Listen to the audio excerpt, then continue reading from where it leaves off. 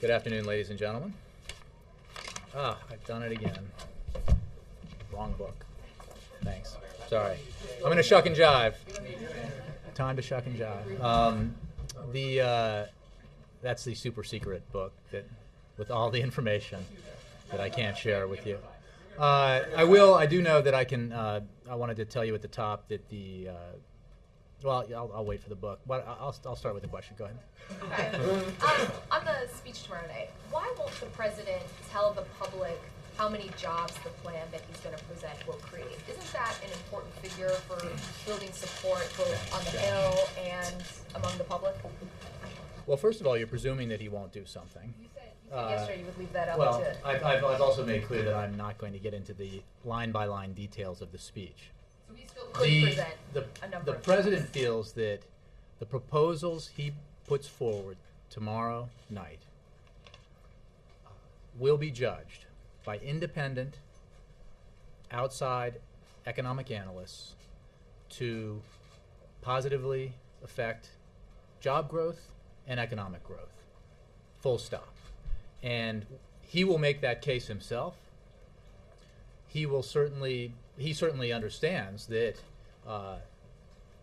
added validation will come from those who don't work for him, who aren't affiliated members of his party, but whose job it is to crunch the numbers and to make assessments about whether or not the proposals he put forward do the things that he says they will do. So he will make the claim that these are the measures that that can be taken, that have historically had bipartisan support, can be acted on very quickly by Congress, and can have a very quick and positive impact on the economy and on employment.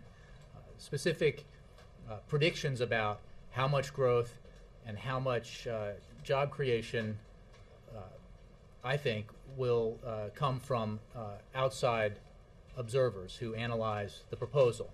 I'm not saying that we won't make them as well. I think that the issue, however, will be in terms of their credibility will be reinforced by the fact that outside economic analysts, we believe, will assess them that way. But he could make the case himself. He'll make the case. I'm just not. Specifically on Again, you're getting numbers. to individual sentences in the speech, which I don't want to preview for you.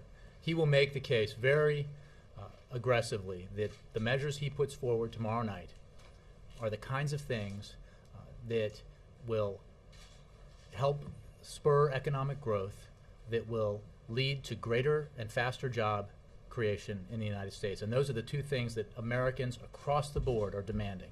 And they believe that Washington, of late, has, rather than being helpful in achieving those goals, has been detrimental, especially this past summer during the debt ceiling fiasco.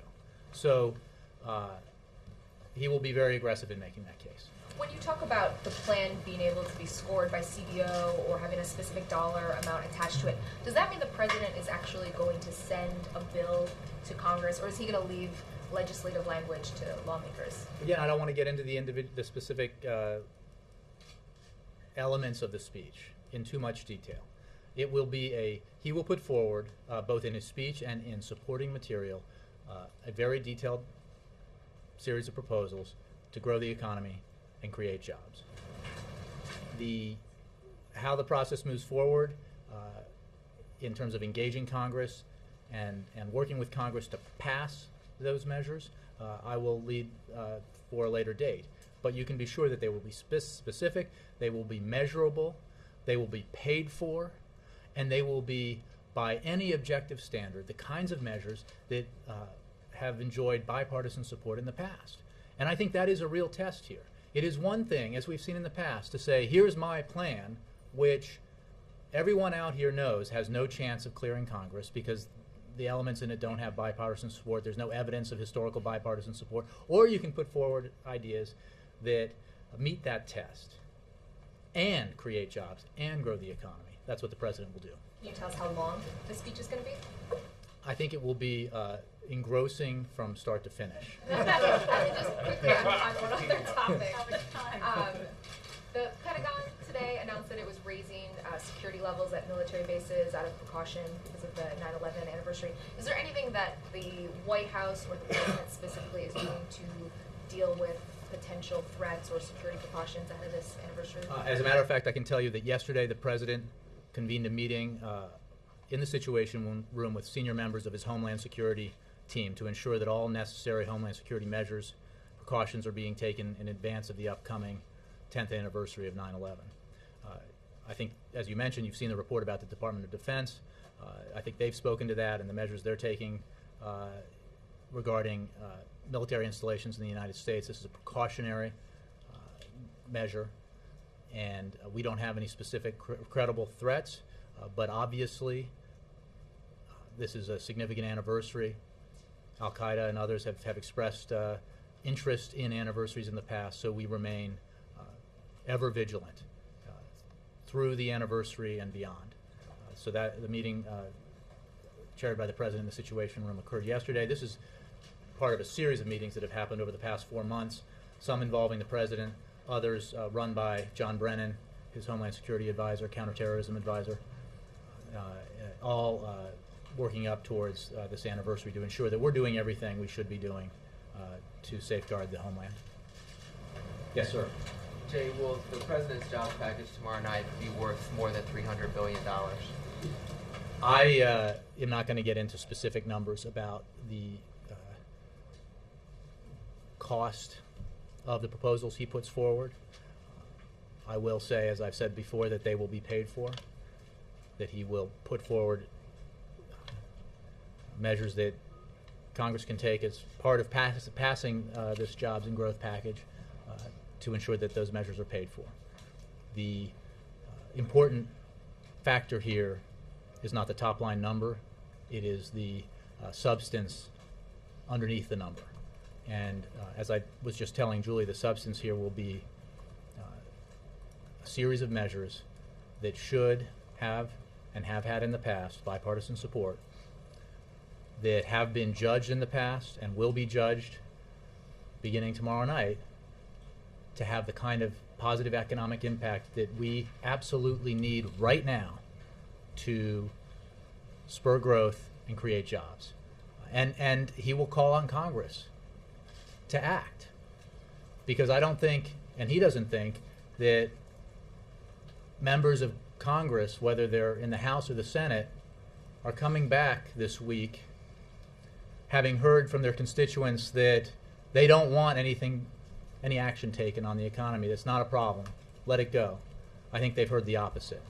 And they're also enormously frustrated when Washington doesn't just do nothing, but actually causes harm to the economy, which is exactly what happened this summer when a slice of the Congress held Washington hostage in pursuit of an ideological victory.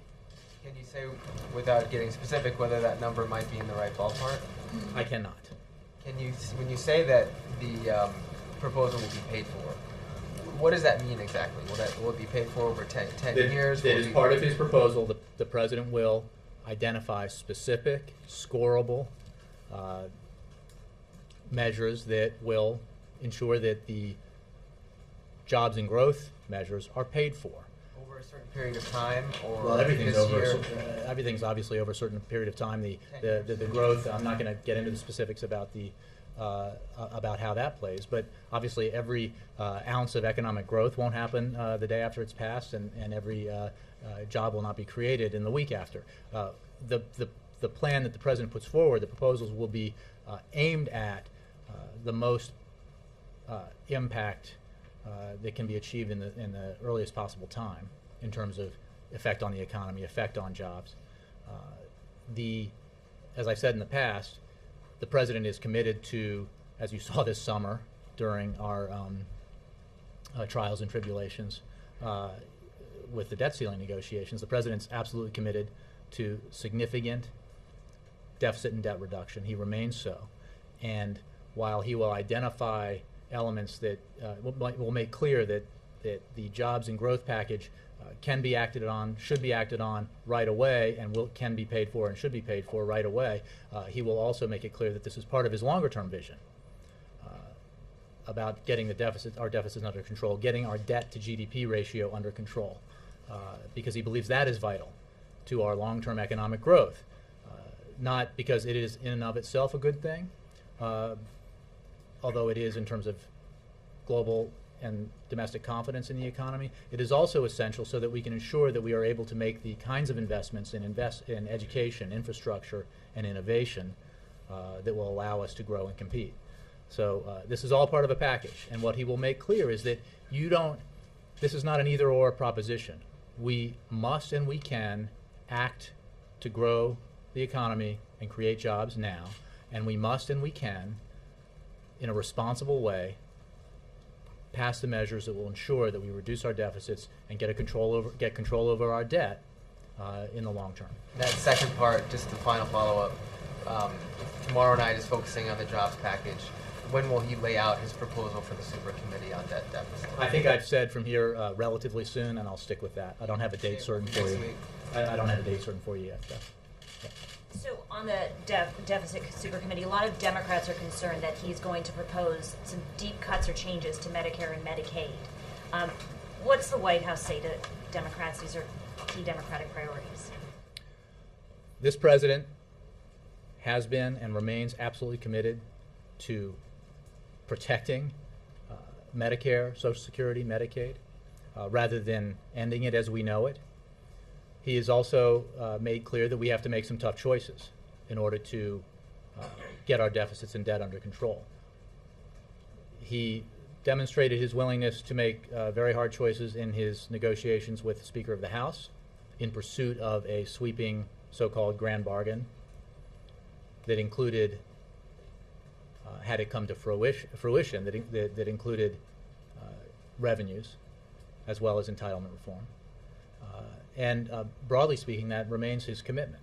I'm not going to get into specifics about what will or will not be in the president's proposals on deficit reduction, but his approach to this is we have to do. This is an important issue because it goes to our long-term economic health. We have to do it in a balanced way to ensure that no single segment of society is overly burdened by it. It is simply unfair in order to preserve or extend or deepen tax cuts for the wealthiest and most fortunate Americans that we have to end Medicare, turn it into a voucher program. That's not fair. He doesn't believe that's fair. He believes that if you approach this issue in a balanced way, you can ensure that no one is unduly burdened, that everyone shares in the burden and shares in the ensuing prosperity that comes from getting our fiscal house in order. That remains his overall set of principles. And then just to revisit something from yesterday that you left open-ended, any plan now to meet with Boehner and Cantor tomorrow ahead of the speech? I don't have any meetings to announce or phone calls to announce. I think that the president has a good relationship, fine working relationship with the Speaker of the House, other members of leadership, obviously, both parties. He has met on numerous occasions with those leaders throughout this year. I think that he demonstrated his commitment to working with Congress to try to achieve big things this summer, and he will continue to demonstrate a willingness to do that. He will, tomorrow night, put forward a jobs and growth package that he is quite certain responds to what the American people are demanding and is responsive to what the American economy demands. He will call on Congress to take up those proposals because they are sensible, they are bipartisan, and they are paid for. He obviously understands that there may be other ideas, and he will be willing to hear them and want to hear them. And I'm sure those conversations and meetings will continue through the fall. But I do not believe that anyone out there in the country thinks that the answer to getting Washington out of gridlock is having another round before this speech of meetings in the cabinet room. Jake. You talked about the meeting yesterday in the Situation Room with senior members of the National Security Team. Can you tell us who was there? Obviously, Homeland Security Advisor, Assistant to the President, John Brennan, I think head of the NCTC, others, Janet Napolitano, the Secretary of DHS, I can get you the full list, but it would be everybody who has all the senior people with areas of responsibility on Homeland Security. And that, I can get you. I could make a lot of assumptions, get 95% of it right, and then get one wrong. So I don't want to list it here. Can you tell us any other steps taken other than the military installations in the U.S. put on alert? There's no specific steps that I can tell you about.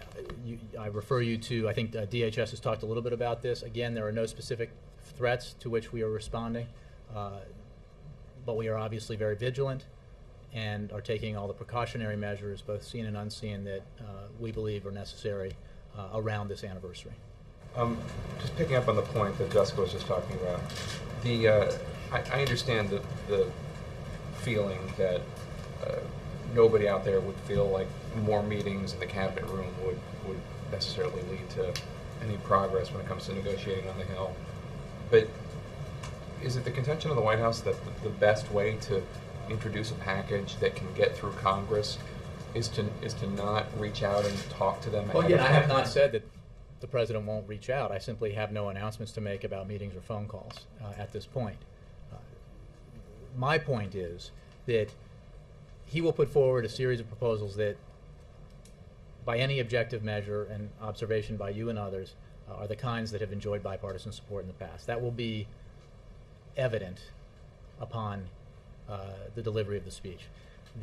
What is not required is for the president to negotiate in advance the elements of a jobs package with members of Congress, any more than you all called on, or your colleagues up on the Hill called on House Republicans to negotiate with the White House or House Democrats on H.R. 1 prior to its release, or on the Ryan budget proposal, or on the proposals that have been put forward recently by the House. So, I mean, I think that you have to, the standard has to apply here. I think whether or not a proposal is seriously designed to garner bipartisan support can be judged by the elements of the proposal.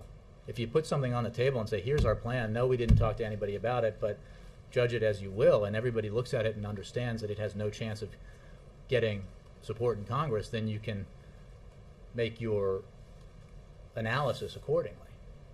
You will see in the proposals that the president puts forward that he is very serious about taking measures that are responsible, that have enjoyed bipartisan support, and are the kinds that have direct and quick impact on the economy and on jobs. I would think the argument is that obviously we're not in the same time than we were in the past.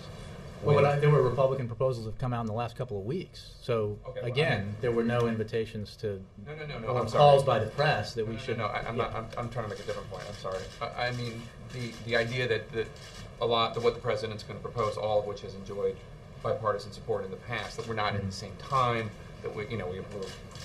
Again, you all will be able to judge whether or not the kinds of things the president is proposing, which all will be paid for, are the right answers, and are the kinds of things that if Congress were serious about taking action, Congress would act on. Right, but when you say the point I'm trying to drill down into is the idea that they will be paid for, as opposed to previous stimulus plans in the last 10 years, whatever, 20 years, that weren't necessarily paid for. When you say it's going to be paid for, how specifically is it going to be paid for? Is it going to be paid for by contemporaneous cuts and tax increases? Are going to be paid for by, and we expect Congress in 5 years to raise this much money? No, it will be specifically paid for. Okay, thank you. Nora. On that very question, it will be paid for with immediate cuts? I didn't say, I said that it Or will be long-term paid for. deficit I'm not going to reduction. get into the specifics. Again, immediate means what exactly? And the fact of the matter is they will be, the president will make clear, and the supporting material that we supply to you will make clear that he is proposing both policies that Congress should act on that will help the economy grow, will create jobs, and a mechanism to pay for them that's credible and measurable. And I think that meets a standard that the American people expect him and Congress to meet. Can you address then the concern that's been raised that if the $300 billion plus that the president's going to propose, if that's the amount, that if it were not immediately paid for, it runs the risk of busting the debt ceiling early before next year's election? Again, it will be paid for. We're not going to bust the debt ceiling. It is important to remember throughout these analyses as you go forward, because there are a lot of complexities involved in short-term measures, long-term measures. Let me take you back, painfully I'm sure, to the summer when we were discussing grand bargains and other proposals to get a hold of our deficits and debt. There were upfront, near-term, discretionary cuts involved in all of the proposals, big and small, and the ultimate one that was agreed on and signed into law by the president when a grand bargain fell through. There were also discussions of entitlement reforms and tax reforms, balancing of revenue and other measures, cuts and revenues that obviously did not take effect immediately and relied on a duration, on triggers and that sort of thing.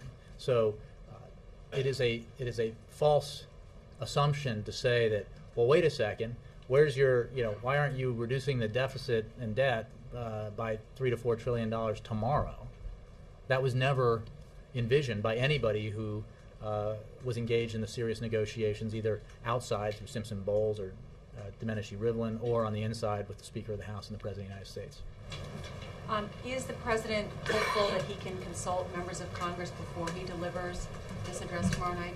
I feel like I've answered this about a half dozen times. I don't have any announcements to make about phone calls or meetings.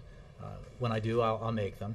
The president consults regularly with, has spent more time with the leaders of Congress in recent months than he has with a lot of folks, including those much closer to him. And I think that he will continue to meet and consult with rank and file members and leaders as we go forward, as he pushes Congress to act responsibly and do something that the American people want done, which is to get our economy growing and get jobs created.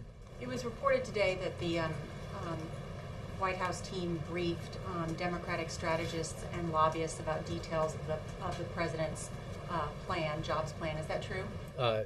We have meetings regularly with a variety of groups from the outside, and I would steer you away from the idea that we briefed anybody in great detail about the plan from the outside. And did the president's press team brief columnists for newspapers about specifics of the president's plan exclusively?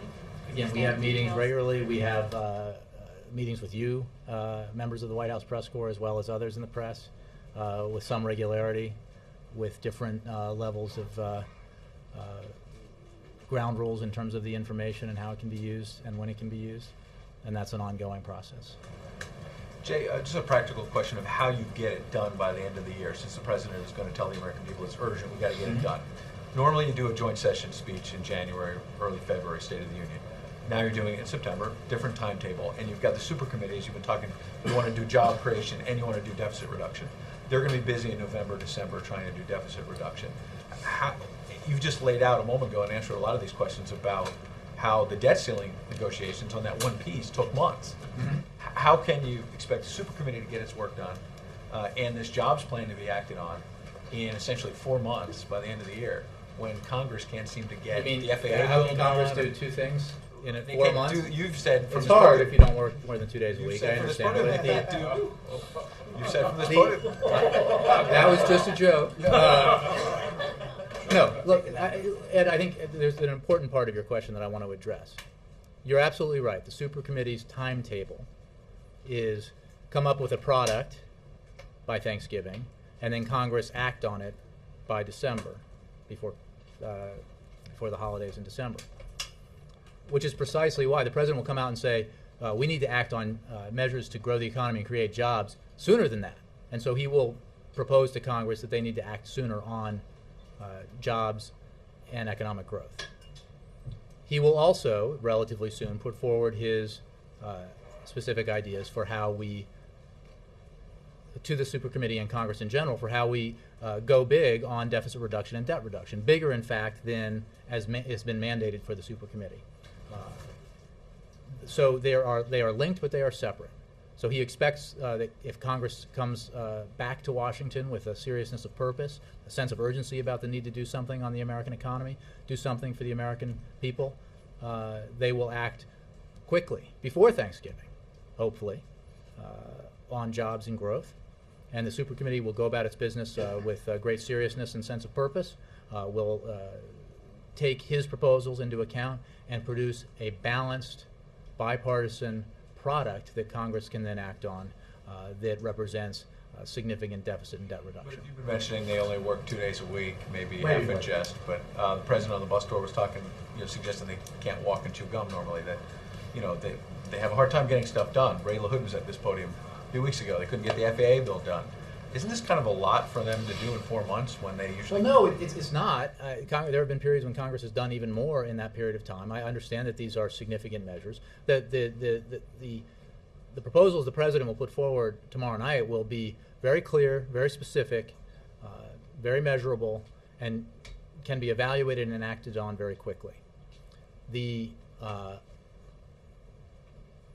package of proposals, the ideas that around anybody's proposals for balanced long-term deficit and debt control obviously contain a lot of elements, which is, I assume, why Congress in its infinite wisdom gave the supercommittee more time to digest that and try to come up with a product. But going to jobs and economic growth, look, Washington needs to act. The American people outside of the Beltway are tired of excuses. They want action. And there will be no reason that Congress can't act on this unless politics gets in the way. Republican Senator Roy Blunt today said that he thinks the president raised expectations too much with a joint session speech, and he had a quip saying that the president, instead of a joint session, should have gone to a truck body shop like Mitt Romney to unveil his plan, go out into the country and do it. And you have a growing number of Republicans who say they're not even going to this speech. You set the framework last week by saying he's doing a joint session because he wants to go to Congress and put it on their agenda. How is he going to do that when a growing number are not even going to bother to show up? The speaker's not going to have an official Republican response. And B, are they being disrespectful to the president by just not showing up? The American up? people will judge. The American people expect Washington to take sensible measures to grow the economy and create jobs and to pay for it. The president will put forward a proposal to do that. He'll do it in front of Congress because he is calling on Congress to act. I don't think you can... do you really think outside in the country that Americans think we're raising expectations too high because we think the American economy is the most important subject to talk about right now? I don't think so. Now, maybe members of Congress don't think so, but they'll have to answer to their constituents on that. We believe it's imperative for Congress to act. We believe the American people are demanding that Congress act and pay for its actions and take measures that positively help the economy and create jobs. So, it's for you guys to decide and to judge Congress as to whether or not how they respond to this and what they're going to do. Because I can guarantee you, come December, if Congress hasn't acted and members go back for that recess, they're going to get an earful. And because of the expectations, I think, that are out there, that people, this is an anxious time. People are concerned about the economy. They're concerned about jobs. And they want Washington to stop causing problems and to start to get with the program and help the situation. Very last quick thing. A colleague is doing a story on Gibson guitars. You probably heard about this story. I used to have one. Yeah. There you go. The U.S. Fish and Wild, you could bring it here one day. U.S. Fish and Wildlife Service seized $1 million worth of exotic woods they were going to use to make guitars. And the company is saying that basically if the wood had been sent to India to be finished and it was imported here, it would be legal. So they think the Obama administration is encouraging jobs to be shipped to India, number one. And number two, there's been an allegation that because the CEO is Republican, that the government is targeting the company. What does the administration say? I honestly don't. This is the first I've heard of the story, so I'll have to take the question, Ed. Senator Sessions just came out today, Jay, and said that he was concerned about some of what he had heard about the plan so far. It hasn't been announced yet. But what does that say about the prospects of this plan actually having bipartisan support ultimately? That Senator Sessions has concerns about it? Again, I think what you will hear from the president are a series of proposals that have historically enjoyed bipartisan support and that Congress should can, and we think must, act on. And if senators or House members have other ideas about what we can do to grow the economy in the short term, to improve the employment situation in the short term, they should put them forward. And we will be absolutely glad to hear them, as will other members of Congress. So again, I don't think one senator's opinion of a plan that he hasn't even heard is necessarily indicative of how it will be handled by Congress. And I spoke with an economist who said that the ugly truth, if those were her words, is that it really is hard for policymakers to create jobs in an economic climate like this. How would you react to that? Oh, this is a good point. We have been digging ourselves out of this hole since the moment the president was sworn into office, even as the hole was still being dug, caused by a series of policy decisions and other economic factors that led to the greatest recession since the Great Depression. I believe there's one senator today who really must think the American people aren't very smart, because he was making allegations or suggestions about net job loss since the president took office. Look, every American understands that the 8 million jobs that this economy lost during this recession came because of a recession that began and was caused by policy decisions made prior to this president coming into office. And that since his policy proposals have taken effect, you can argue with whether they were right, you can argue with whether there were other policy proposals that may have been more effective. That's a fine argument to have. But since they have taken effect, this economy has created over 2.1 million jobs, private sector. But going to your point, this is a deep hole. And there is no silver bullet, there is no measure that can be taken by Washington that will solve the problem. This is an all-hands-on-deck proposition. It involves ways that we can help partner with the private sector, that we can encourage private sector. I mean, really, this is mostly about encouraging private sector growth, encouraging through the payroll tax cut, for example, that we've talked about in the past. It's been in effect this year, giving American families more money to make ends meet, which gets injected back into the economy, which helps small businesses that receive that money, which encourages them to hire and to grow. That's how we're not talking about the government creating jobs here. We're talking about Washington taking positive actions so that the private sector can create jobs, as well as take actions so that we can mitigate the impact of job loss in other areas. Looking ahead to a year from now, what do you think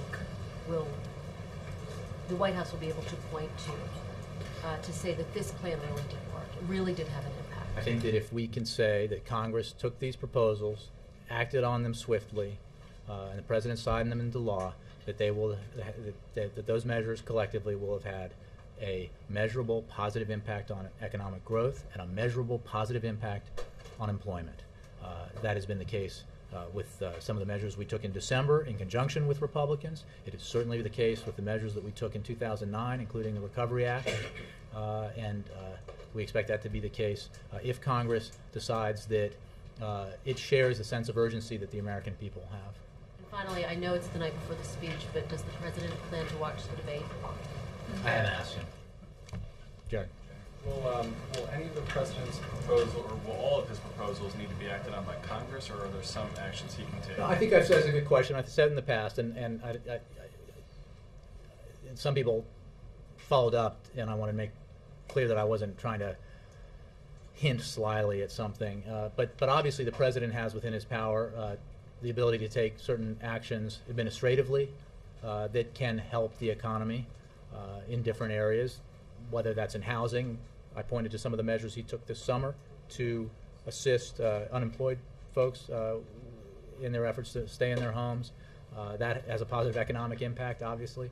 There are other measures that he can take. But the reason he's going to Congress, to go back to Ed's question, to give this speech is because there are big parts of his jobs and growth package that require congressional action, that require legislation, that require Washington to work in the way that the American people overwhelmingly expect it to work, in a sensible, pragmatic, bipartisan way. Will there be some, just to put a little finer point on, will there be proposals, without getting specific, that called discussed tomorrow night in front of Congress that won't need congressional approval? That I encourage you to listen in, yeah. just a logistical question, which is, I know. I promise it'll be done before kickoff. So, Good.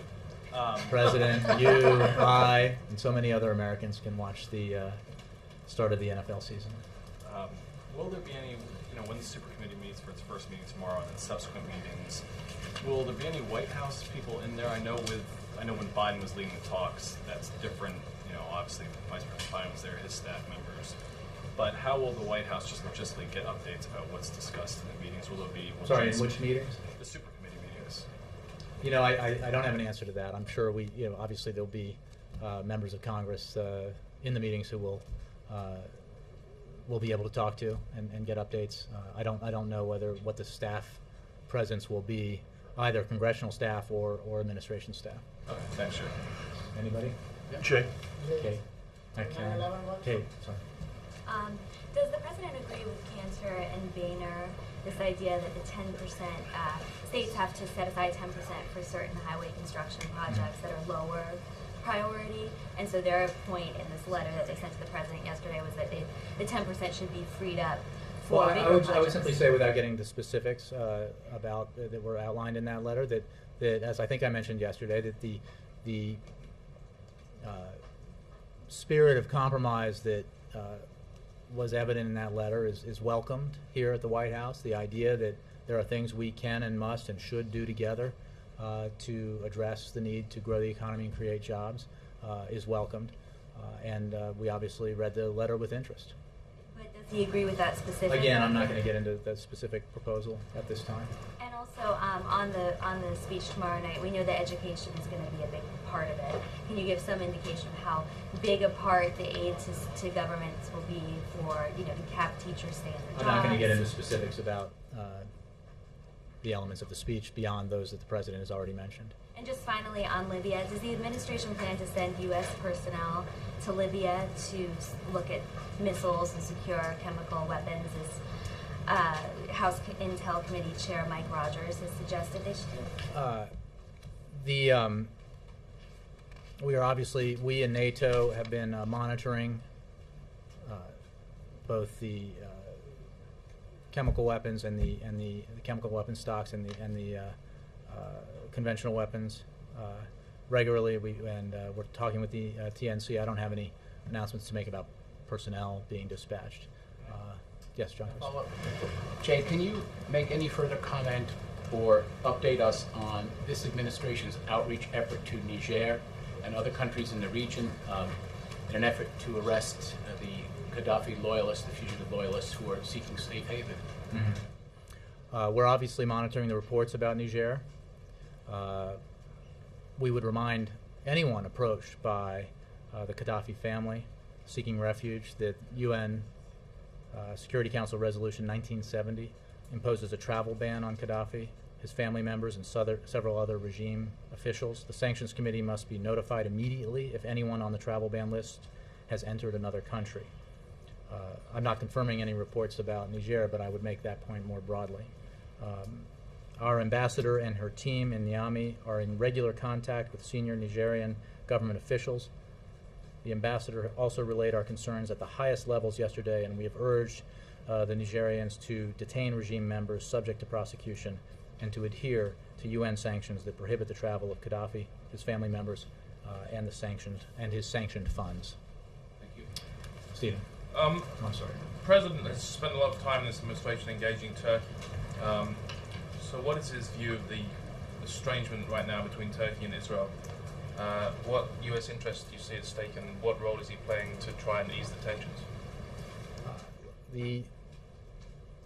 You're correct. The President has engaged with Turkey, has a good relationship with his counterpart there. The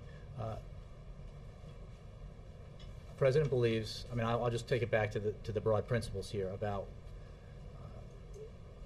what needs to happen in the overall peace process, which is the two sides here. The fundamental issue here is the need to resolve dispute between the Palestinians and the Israelis, which goes back to our view that both sides need to return to direct negotiations, and that a two-state solution and a long-term peace can only be achieved through direct negotiations. I think that is what we remain focused on. Nicole Noah. Cheryl. At the beginning of the summer. Sorry, Mark. Oh. Then Cheryl, then Mark. Then Krista. At the beginning of the summer, Jeff Zients at OMB submitted recommendations for reorganizing trade agencies. Is that part of the president's job plan, or where is that? I don't remember announcing that from here. I don't have any, again, I'm not going to get into specifics about, any more specifics about the president's speech tomorrow. And I don't have any update on the process being led by Jeff Zients. Mark. Thanks. Jay, what does the White House think of the Republicans foregoing an official response to the president's speech tomorrow night? You know, I think this might have been mentioned by Ed in his question, and I would simply like to say that we are focused on the main event here, not on the sideshows.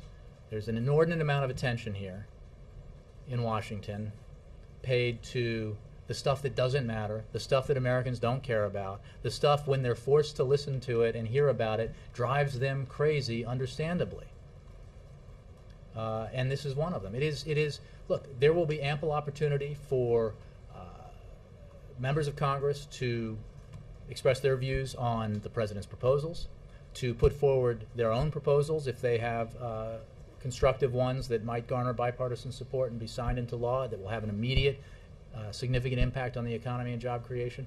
The president is focused, we are focused on the speech he will give tomorrow, on his proposals, and on the urgent need for Congress to get its act together and do something. Then you disagree with Leader Pelosi when she said the Republican decision is disrespectful? Again, I think that Republicans will have ample opportunity to express their opinions about the package. Hopefully to express positive opinions about the package, because as I said, the elements of it will have enjoyed bipartisan support in the past and will be, by any objective analysis, reasonable, pragmatic, and effective, and paid for. And where they do that, the venue is really, it doesn't matter to us. Sure. Oh, Christy, sorry, I get confused. Christy first Christy, then, because I promised. Yeah. Thank you. Back on the top line number of the jobs plan, whatever it may be, would it be higher if the president thought it stood a chance of passage? Or is that the number that, independent of all political considerations, he wants? The president will put forward a series of proposals that he believes will have, are the right answers to the most important question, which is what can Washington do to help the economy grow and to help the private sector create jobs and to help the those who have lost their jobs deal with that situation. So the size of the package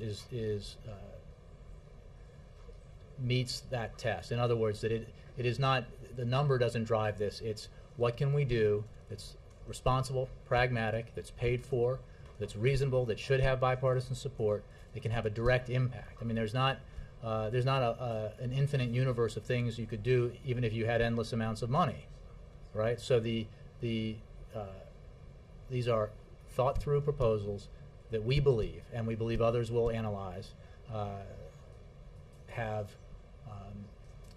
direct positive impact on the economy and on jobs in the short term. Yes. Thank you. To follow up a few questions, will the president make a genuine outreach to Republicans, or does he expect continued stalemate? And is he dismayed by the hyper-partisanship going on now in Congress? The president has addressed the second question, I think, fairly often in the last several weeks. And you know what? It's not about him. It's about the American people being frustrated by the political posturing, the hyper-partisanship, however you describe it, the sideshows, the desire to score political points over the desire to do something that's right for the American economy and the American people. On the other, he will call on Congress, which is obviously a Republican and Democratic institution with one house controlled by one party and another controlled by the other, to take action collectively in a bipartisan way. So the answer is yes, he will reach out to Republicans to act on his proposals because of the right thing for the American people or the right thing for the American economy. Thanks, Jay. Abby, one more.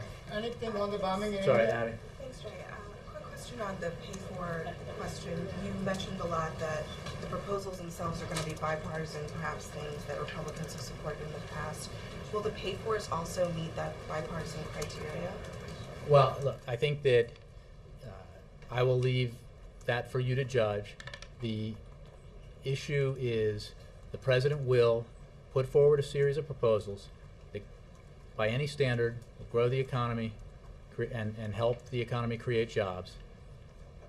They will be paid for, which is what the American people expect and what the president believes is the right thing to do. And we believe that his pay-fors will be, to use inside the Beltway congressional language, will be supported by the American people. Now, as I've said in the past, our interest is in taking action now because the economy needs it, the American people demand it. We are open to other ideas if they're constructive and they're not, about political posturing. And if they're not, like proposals that have no immediate effect on the economy, even if you judge them to be good, that's not what we're looking for here. We need to have something that has an impact in the near term. And if they're not, retreads of the very policies that got us into this mess, I don't think the American people are looking for that. So, having said that, again, you guys will be the judge. Outside economists will be the judge of the merits of the program. Thanks very much.